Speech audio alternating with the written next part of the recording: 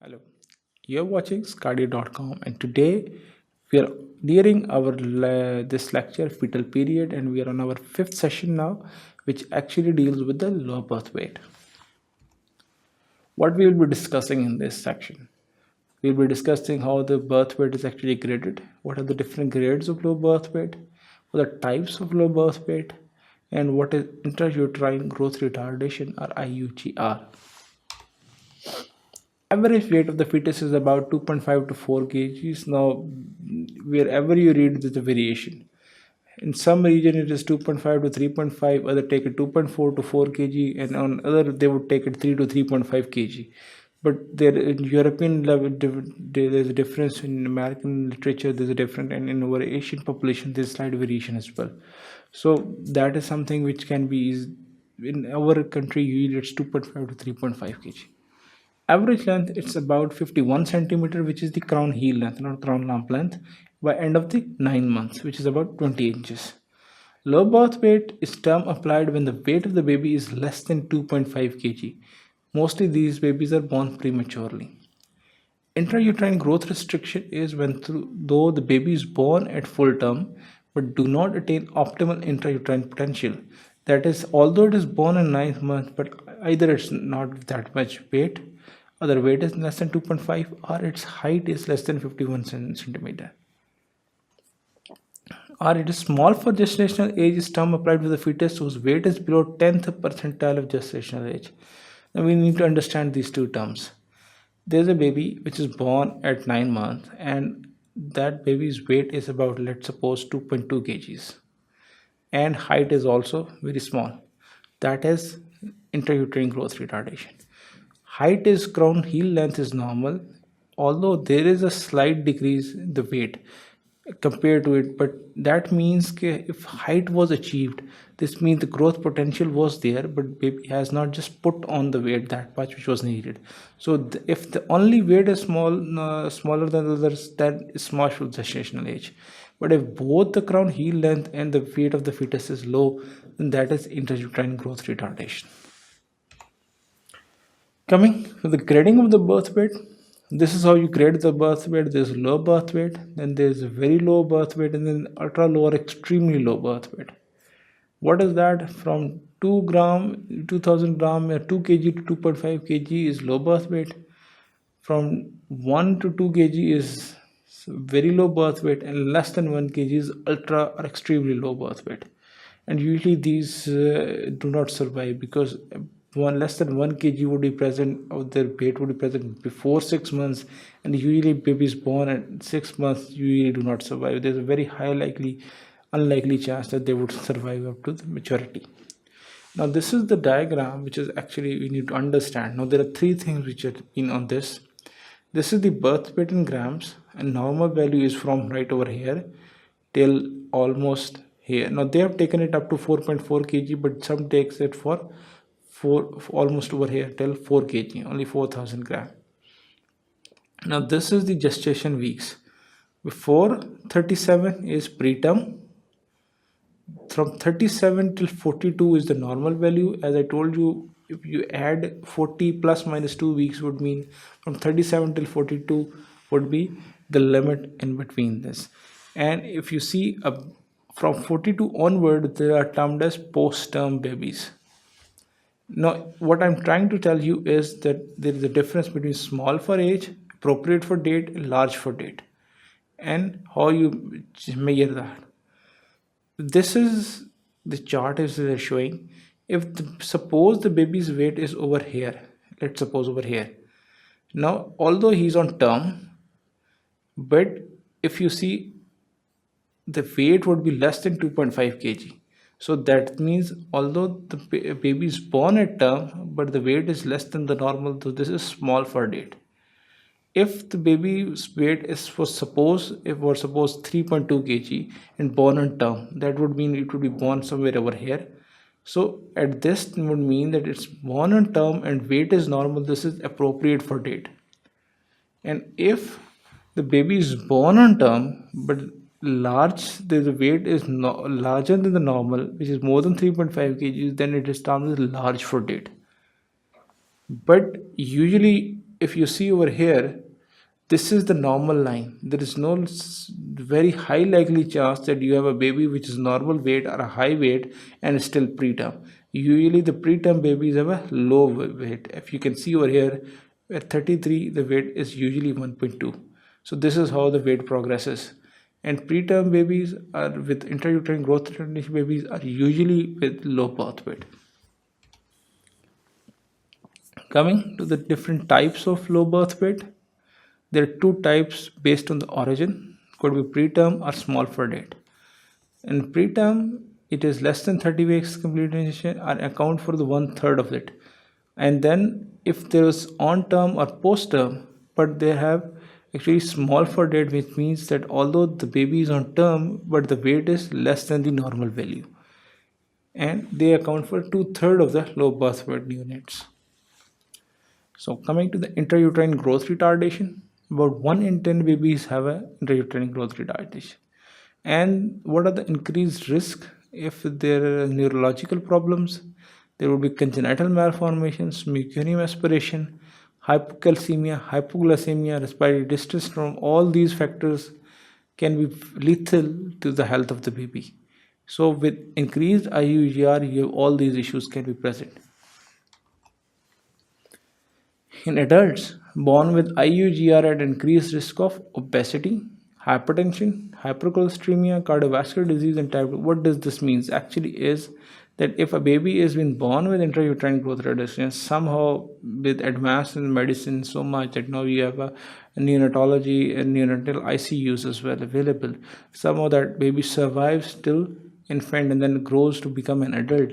Still, due to those stresses and those insults which he has gone through at the neonatal age, he or she would be increasingly uh, affected by obesity. There will be high chances of having a hypertension, hypercholesteremia, cardiovascular disease, and diabetes, type 2 diabetes mellitus later on in life. What are the causes of intrauterine growth retardation? There could be chromosomal abnormalities.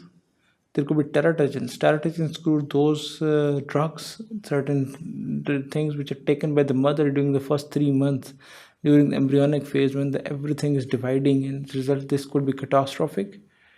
Congenital infections, especially rubella and syphilis. Mental health of the mother is a factor and an important determinant. Usually, it can cause intrauterine growth retardation. Mother nutritional status, especially in our part of the world, this is a very important factor in which usually the mother are nutritionally depleted, so that actually there's not much enough oxygen in food or glucose for the baby to grow.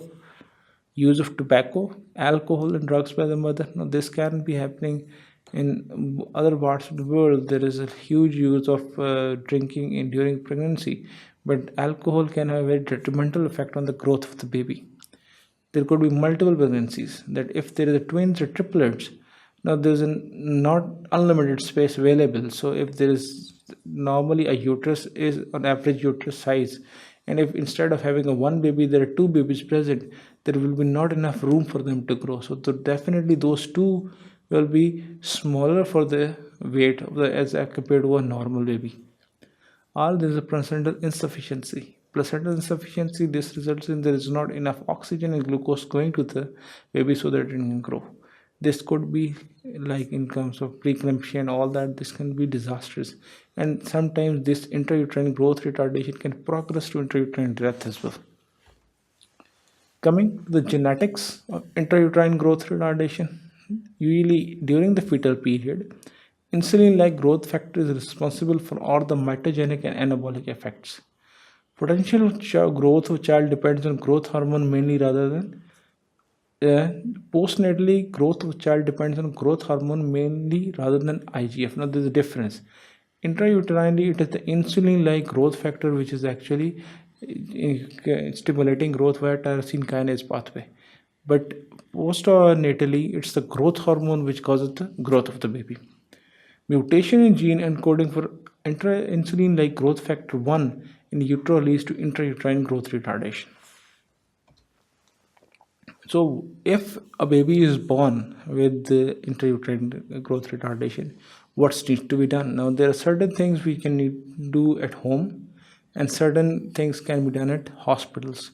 But the principles of care of a children with a low birth weight are, if the child is low, having a small foot weight, or there's IUD, or there's only a low birth weight, what are the principles of management is that you have to prevent three things: prevention of infections, prevention of hypothermia, which is highly lethal in case of this age, especially neonates, correction of malnutrition. How we can prevention of infection could be certain by mm, adhering to the principles of hygiene and cleanliness. How we can prevent infections by gentle and minimal handling. For example, clean your hands, room must be warm, clean and dust free, immunization at the right time, prevention of hypothermia. Avoid bath weight till baby attains 2.5 gram kg of a weight at 2500 gram of a weight. Now, these things are very common and very simple to do, and at home you must do it.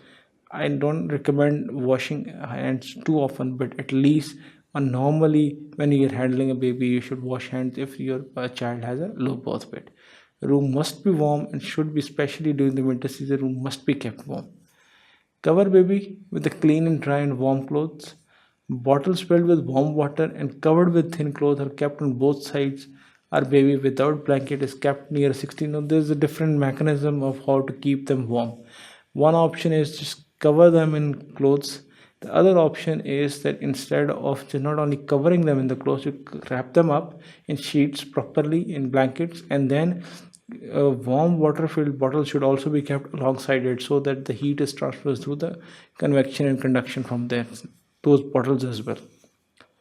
And correction of malnutrition. As low birth weight babies cannot suck milk actively, it's get tired faster. So there are different options available. Now we have breast pumps, we have the bottle feeds as well, and then they have to be specially nursed because their normal mechanism of suckling is actually affected. Frequent breastfeeding must be given almost every alternate hour. So these are the diagrams showing how to keep them warm. And if you see, it's skin to skin contact because the mother has also heat and it's actually radiating toward the child, so it can kept warm, or skin to skin contact. Though this is the diagram which is actually showing what are the mechanisms on which the heat can be lost. If the child is lying on a surface which is very cold, then through conduction it can lose heat very quickly. And if the head is not covered, then it can lose through radiation. And if there are conditions are windy, for example, the doors are opened and the room is not properly warmed up, as a result the air is cold, then the baby can also lose heat via convection. So these all three mechanisms have to be prevented. How to prevent conduction? You have to wrap them up properly in brackets for this. How to prevent radiation is wrapping up as well as covering of the extremities, hand, foot, as well as the head. And how to prevent convection and loss through the convection is keeping the room warm. As you can appreciate, this is a table, and if it correlates with the birth of weight of your child with the room temperature. If it has to be kept above this at 34 to 35 degrees Celsius, if it has such a low birth weight. But if it has more than 2.5, then you can keep it between 28 to 30 degrees Celsius. Special care at the hospital. Then again, the principles are the same: prevention of hypothermia, prevention of infections, and care of the malnutrition. That you have to nutritionally supplement them, prevent infections, and prevent hypothermia.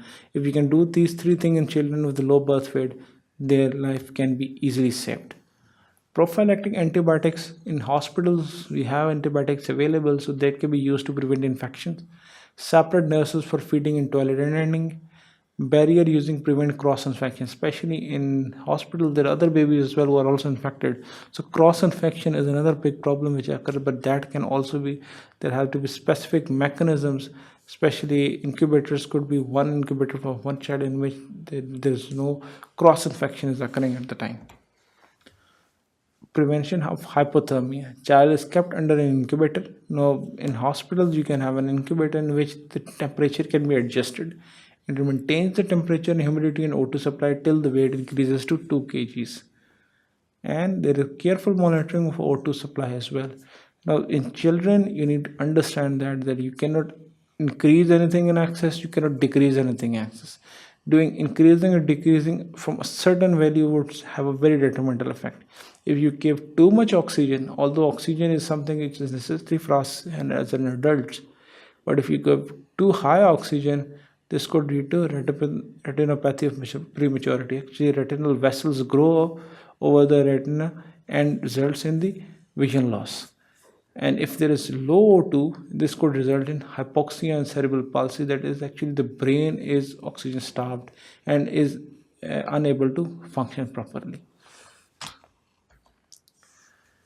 So, in this section, we have covered the grading of the birth weight, the types of the birth weight, and we have touched an important entity called intrauterine growth retardation. And when this section comes to an end, I am coming to the conclusion of my lecture, which is the fetal period, and which was cast over the 5 sections, which we started with introduction, then we touched the monthly changes in the developing fetus, estimation of embryonic age and fetal age. We discussed what are the times of birth, what is the normal pregnancy period, and then we did touch upon the intrauterine growth retardation and low birth weight. For more videos and lectures, keep watching sqadia.com. Thank you.